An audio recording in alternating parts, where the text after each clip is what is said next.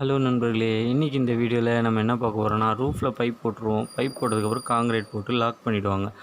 அந்த காங்கிரீட்டை ஒரு 21 days, 15 days, 18 days இந்த மாதிரி ஒவ்வொருத்தவங்க ஒரு டேவில் அந்த சென்ட்ரிங்கை பிரிப்பாங்க. பிரித்ததுக்கப்புறம் எலக்ட்ரிஷியன் செய்ய வேண்டிய முக்கியமான வேலை, அந்த வேலையை பற்றி தான் பார்க்க போகிறோம். அது எதுவும் இல்லை, நம்ம போட்ட ரூஃபில் போட்ட பைப்பை பிரித்து எடுக்க போகிறோம். அதை எடுத்துட்டோன்னா நமக்கு பிரிக் ஒர்க் பண்ணாங்கன்னா நமக்கு அந்த பைப்பு தேட வேண்டிய அவசியம் இருக்காது. இதை நிறைய எலக்ட்ரிஷியன் செய்கிறதில்ல, செஞ்சுட்டா ரொம்பவே நல்லது.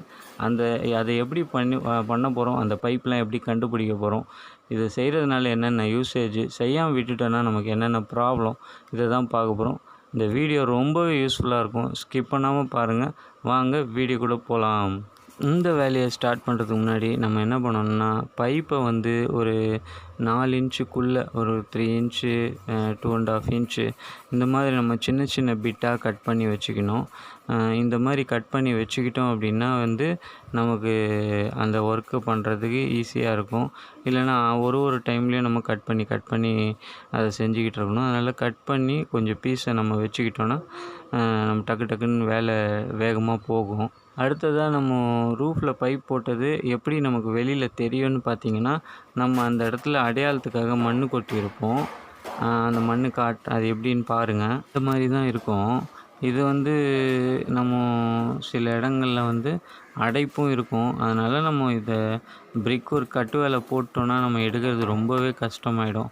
கட்டு வேலை போடுறதுக்கு முன்னாடி எடுத்துட்டோன்னா இது ரொம்பவே நல்லது. அதே மாதிரி இப்போ நம்ம செய்யக்கூடிய வேலை சில பேர் செவுரெல்லாம் கட்டிட்டு மேலே தளம் போடுவாங்க.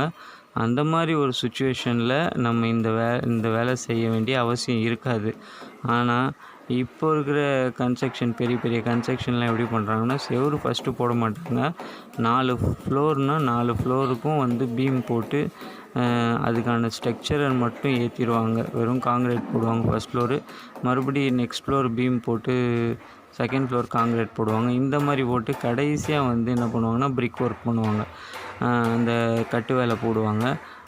இந்த நேரத்தில் நம்ம இந்த வேலையை செஞ்சிட்டோம் அப்படின்னா, கட்டு வேலை போட்டதுக்கப்புறம் இந்த பைப்பு எங்கே இருக்குது ஏது இருக்குதுன்னு ஒன்றுமே உங்களுக்கு தெரியாது. அதனால் இந்த மாதிரி ஒரு பொசிஷனுக்கு இந்த வேலை ரொம்பவே முக்கியமான விஷயம்.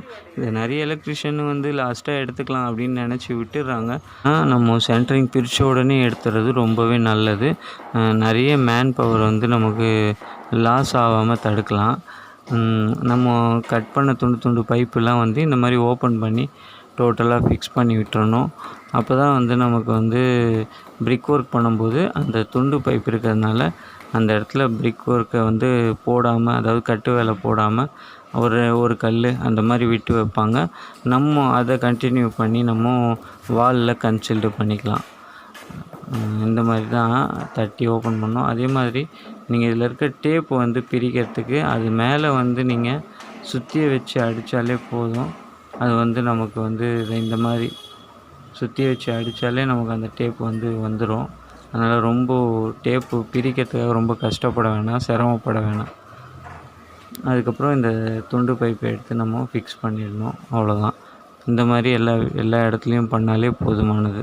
அடுத்ததாக நம்ம என்ன பண்ண போகிறோம் அப்படின்னா, நமக்கு இந்த சீலிங்கில் இருக்கிற ஜங்ஷன் பாக்ஸ்லாம் பிரிக்க போகிறோம். நான் கொஞ்சம் 1 நாள் 2 நாள் மிஸ் ஆனதுனால மற்ற இடங்கள்லாம் பூசிட்டாங்க. இந்த இடம் பூசாக வச்சுருக்காங்க. இதில் இருக்க சீலிங்கில் இருக்க ஜங்ஷன்லாம் ஓப்பன் பண்ணிடணும். அது எப்படி பார்க்கணும் அப்படின்னா, நமக்கு அந்த இடத்துல பேப்பர் இருக்கும். அந்த பேப்பர் ஒரு அடையாளத்துக்காக வச்சுருப்போம். அந்த பேப்பரை வச்சு தான் இந்த இடத்துல ஜங்ஷன் பாக்ஸ் இருக்குது அப்படின்னு நம்ம ஒரு டிசைட் பண்ணுவோம். அந்த டிசைட் பண்ணி அந்த இடத்துல சுற்றி வச்சு அடித்தோன்னா அங்கே ஜங்ஷன் பாக்ஸ் இருக்கிறது தெரியும். இந்த மாதிரி இங்கே எத்தனை ஜங்ஷன் வச்சுருக்கோமோ அது எல்லாமே ஓப்பன் பண்ணி விட்டுறணும். அப்படி ஓப்பன் பண்ணலன்னா என்ன ஆகும்னு கேட்டிங்கன்னா, அவங்க பூசு வேலை பண்ணும்போது டோட்டலாகவே 1-2 ஓப்பன் பண்ணாலும் 1-2 பாக்ஸ் பூச வாய்ப்பு இருக்குது. பூசிட்டாங்க அப்படின்னா உங்களுக்கு ரொம்பவே கஷ்டம். அந்த பூசு வேலை உடைக்கணும். அதுவும் இல்லாமல் எந்த லொக்கேஷனில் இருக்குன்னு உங்களுக்கு தெரியாது. அது தண்ணி ஊற்றுறது, அப்புறம் அந்த அடைப்பை எடுக்கிறது, அதை கண்டுபிடிக்கிறதே ஒரு 1 ஹவர் அந்த மாதிரி செலவு பண்ண வேண்டியதாகிடும். அதனால் முன்னாடியே இந்த மாதிரி வேலையெல்லாம் நீங்கள் பண்ணிட்டீங்க அப்படின்னா உங்களுக்கு ரொம்பவே லேபர் சார்ஜ் மிச்சமாகும். அதனால் இதுக்கு நம்ம பால்படாமல் ரூஃப் சென்ட்ரிங் பிரித்த உடனே நம்ம வந்து இந்த வேலையை பண்ணிடுறது ரொம்பவே நல்லது. இந்த மாதிரி தான் வந்து அந்த பேப்பர் வச்சுருப்பார். அதுக்கேற்ற மாதிரி அந்த பேப்பருக்கு ஏற்ற மாதிரி நம்ம வந்து அதை பிரிச்சிடுறது ரொம்ப நல்லது. பிரித்து அந்த ஜங்ஷன் பாக்ஸை மட்டும் தெரிய வச்சுட்டோன்னா அதுக்கேற்ற மாதிரி அவங்க பூசு வேலை வந்து அந்த இடத்துல ஓப்பன் விட்டு பண்ணிவிடுவாங்க. இந்த ஜங்ஷன் பாக்ஸில் வந்து நமக்கு மேலே கேப் இருக்கும், அதனால் நம்ம ஒன்றும் பிரச்சனை இருக்காது. ஆனால் ஃபேன் பாக்ஸை பொறுத்த வரைக்கும் அதை நல்லா க்ளீன் பண்ணணும். அதில் இருக்க டஸ்ட் எல்லாத்தையும் க்ளீன் பண்ணிவிட்டு நீங்கள் என்ன பண்ணுங்கன்னா எதனா ஒரு பேப்பர் வச்சு அதை அடைச்சிடணும். இப்போது அதை தான் க்ளீன் பண்ண போகிறோம். அதை நல்லா தட்டி க்ளீன் பண்ணிவிட்டு நீங்கள் வந்து உள்ளே இருக்கிற எல்லா டஸ்ட்டையும் எடுத்துகிட்டு க்ளீனாக வச்சுருங்க. அப்போ தான் நம்ம ஒயர் உள்ளே இன்சர்ட் ஆகும். அதே சமயத்தில் இப்போ அந்த க்ளீன் பண்ண இடத்துல என்ன பண்ணுங்கன்னா நீங்கள் ஒரு பெரிய பேப்பரை எடுத்து அதை வந்து உள்ளே ஃபிக்ஸ் பண்ணிவிடுங்க. காரணம் கலவை போட்டுச்சுன்னா, ஏன்னா இது கேப் இல்லாதனால ஃபேன் பாக்ஸில் நம்ம கலவை ஃபுல்லாக உள்ளே போயிடும். அதனால் நமக்கு ஒயரிங் டைமில் ரொம்பவே கஷ்டமாக இருக்கும். அதனால் இதை வந்து நல்லா லாக் பண்ணி ஃபுல்லாக ஃபிக்ஸ் பண்ணிவிடுங்க. ஓகே நண்பர்களே, இதுதான் நம்ம ரூஃப் பிரித்த உடனே இந்த வேலையெல்லாம் செஞ்சிட்டோம் அப்படின்னா நம்ம பிரிக் ஒர்க் பண்ணதுக்கப்புறம் நமக்கு நிறைய வேலை மிச்சமாயிடும். அதில் வந்து நமக்கு நிறைய டைமும் சேவ் ஆகும். அதே சமயம் லேபர் சார்ஜும் நமக்கு ப்ராஃபிட் கிடைக்கும் லேபர் சார்ஜ்லேயும். ஓகே நண்பர்களே, இதுதான் வந்து ரூஃப் பிரித்த உடனே, அதாவது சென்ட்ரிங் பிரித்த உடனே செய்ய வேண்டிய ஒரு முக்கியமான வேலை. இதை செஞ்சோம் அப்படின்னா நமக்கு வந்து நிறைய லேபர் சார்ஜ் மிச்சமாகும், நிறைய டைம் மிச்சமாகும். இதை செய்யாமல் விட்டுட்டோன்னா லேபர் சார்ஜ் கண்டிப்பாக அதிகமாகும். அதே சமயத்தில் உங்களுக்கு பைப்பு எங்கே இருக்குதுன்னு தேடி தேடி ரொம்ப இதாகிடும், உங்களுக்கு பெஜாராகிடும். அதனால் இது வந்து செய்கிறது ரொம்பவே அவசியமான ஒன்று. அதனால் தவறாமல் ரூஃப் பிரித்த உடனே ஒரு 8 போய் இதை செஞ்சுருங்க. இதை செய்யாமல் நமக்கு வந்து இந்த ஜங்ஷன் பாக்ஸ் வந்து பூசிட்டாங்க, ஃபேன் பாக்ஸ் பூசிட்டாங்க அப்படின்னா நம்ம இதை எப்படி வந்து இந்த பிளாக்கை வந்து எப்படி கிளியர் பண்ணுறது, அந்த லொக்கேஷன் எப்படி கிளியர் பண்ணுறது அப்படின்னு ஒரு ஈஸியான மெத்தடை வந்து அடுத்த வீடியோவில் நான் உங்களுக்கு சொல்கிறேன். அது கண்டிப்பாக உங்களுக்கு ரொம்ப யூஸ்ஃபுல்லாக இருக்கும். நிறைய பேர் என்ன பண்ணுவாங்கன்னா தண்ணியை வாயில் வச்சுக்கிட்டு ஒரு டியூப் லெவல் வச்சு அது டியூப்பை உள்ளே விட்டு அதில் ஊதுவாங்க.